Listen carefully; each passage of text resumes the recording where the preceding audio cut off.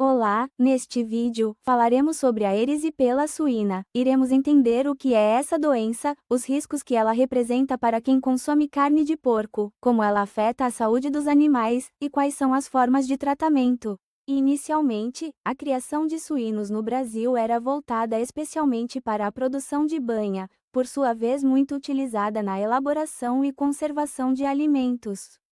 O salto na produção de carne suína se deu mesmo a partir da década de 60, com a adoção do sistema intensivo de criação. Até o final dos anos 70, os suínos eram criados na zona rural, em locais sujos e sem nenhum manejo alimentar ou de doenças, ou seja, era considerada uma atividade artesanal. Assim, o comércio da carne suína era apenas para o mercado interno, sendo metade da produção permanecendo na zona rural.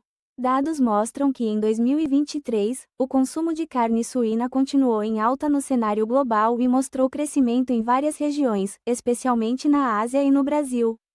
Fatores como o custo-benefício, o valor nutricional e as melhorias nas práticas de produção contribuíram para tornar a carne suína uma das proteínas mais consumidas no mundo.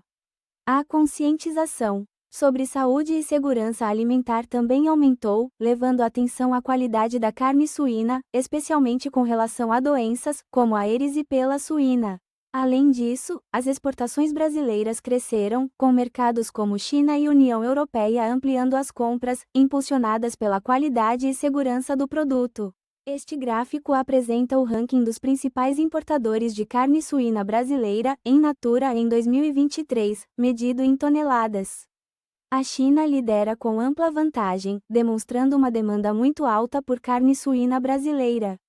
Em seguida, com volumes significativamente menores, estão Hong Kong e as Filipinas, que também representam mercados importantes para as exportações brasileiras. O Chile aparece na quarta posição, seguido por Singapura, que completa o ranking dos 5 principais destinos da carne suína do Brasil. Esses dados refletem a relevância do mercado asiático para as exportações brasileiras, com a China sendo de longe o maior consumidor. Este gráfico mostra a evolução do consumo per capita de carne suína nos continentes em 2023. Como explicado anteriormente, podemos observar que a Ásia lidera com o maior consumo, atingindo quase 600 toneladas. A América Latina e a Europa vêm em seguida, com consumos significativos, mas inferiores ao da Ásia. Em comparação com o ano de 2010, podemos observar que a Ásia ainda lidera o mercado, deixando clara a importância de um bom manejo do produto e de um cuidado maior com doenças, já que a carne de porco pode conter micro-organismos tóxicos para o ser humano. Em laboratórios, cientistas estudam a bactéria para entender melhor como ela afeta os suínos e como pode ser neutralizada. O processo para a produção da proteína se inicia com a análise do genoma para identificar proteínas específicas. Após identificar as proteínas-alvo, o próximo passo é produzi-las em laboratório usando técnicas de DNA recombinante. Isso envolve inserir o gene responsável pela produção da proteína bacteriana em células hospedeiras, como células de bactérias não patogênicas ou leveduras, que irão produzir grandes quantidades dessa proteína de forma segura. As proteínas recombinantes são testadas para verificar se desencadeiam uma resposta imunológica nos suínos. Se a proteína for capaz de estimular o sistema imunológico, ela pode ser usada como componente em vacinas. A segunda estratégia envolve o uso de células atenuadas de Salmonella typhimurium como um vetor bacteriano vivo. Esse método permite que o antígeno SPA seja entregue diretamente ao sistema imunológico do animal. A linhagem recombinante de Salmonella demonstrou alta manutenção do plasmídio, garantindo a expressão contínua do antígeno tanto in vitro quanto in vivo. Testes mostraram que as células de Salmonella typhimurium atenuadas podem colonizar eficazmente as placas de Peyer e invadir a barreira epitelial intestinal dos animais, apresentando o antígeno de forma eficaz ao sistema imunológico. Os resultados indicam uma resposta imunológica robusta, com a produção de anticorpos IgG séricos específicos contra o antígeno SPAA, essencial para uma imunidade protetora. Anticorpos IgG são um tipo de proteína produzida pelo sistema imunológico em resposta a infecções ou vacinas. Eles são a classe de anticorpos mais abundante no sangue e em outros fluidos corporais, e têm um papel crucial na proteção contra infecções bacterianas e virais. Já o SPAA, por outro lado, é um tipo de antígeno, ou seja, uma molécula onde o sistema imunológico reconhece como estranha e que desencadeia uma resposta imunológica. O SPA pode ser uma proteína de uma bactéria ou vírus que, ao ser introduzida no organismo, estimula o corpo a produzir anticorpos específicos, como IgG, para combater.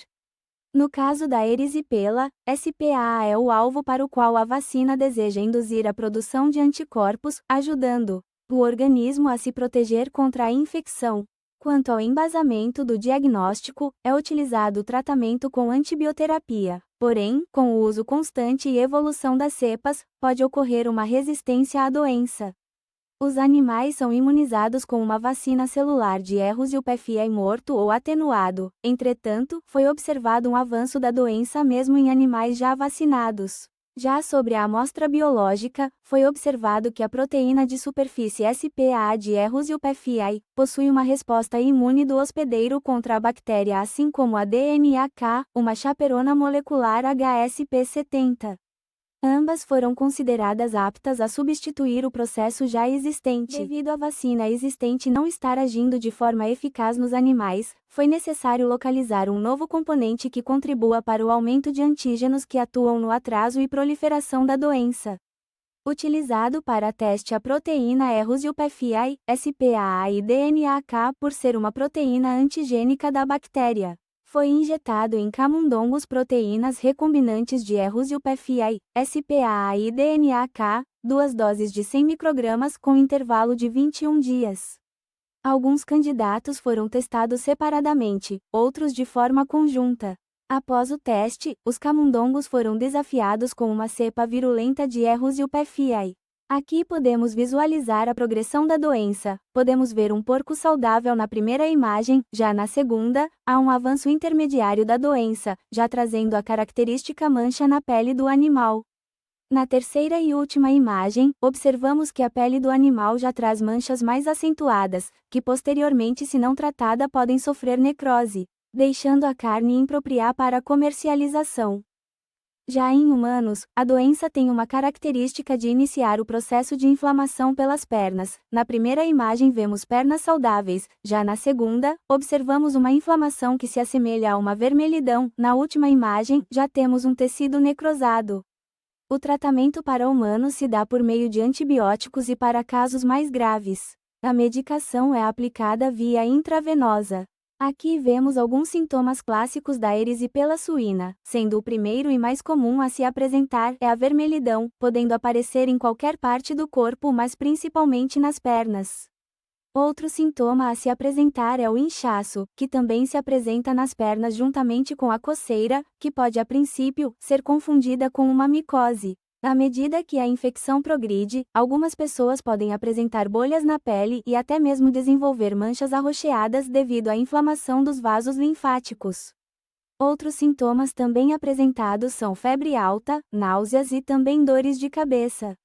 Identificar os sintomas precocemente é fundamental para iniciar o tratamento adequado e evitar complicações. É preciso estar atento, pois alguns pacientes podem ter uma sensação de cansaço, que muitas vezes pode ser confundido com um quadro gripal. Em resumo, a erisipela suína representa um desafio importante para a suinocultura, ameaçando a saúde dos animais e gerando perdas econômicas significativas.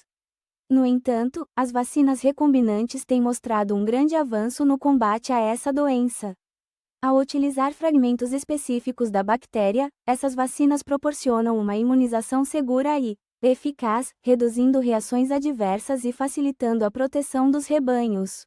Combinadas a outros esforços de manejo sanitário, as vacinas recombinantes oferecem uma solução promissora, assegurando a saúde dos suínos e a sustentabilidade da produção. Além de contribuírem para a prevenção de surtos, essas vacinas inovadoras permitem uma resposta rápida e duradoura contra a doença. Assim, o uso de vacinas recombinantes se consolida como uma estratégia essencial para o futuro da suinocultura, protegendo não só os animais, mas também a rentabilidade do setor.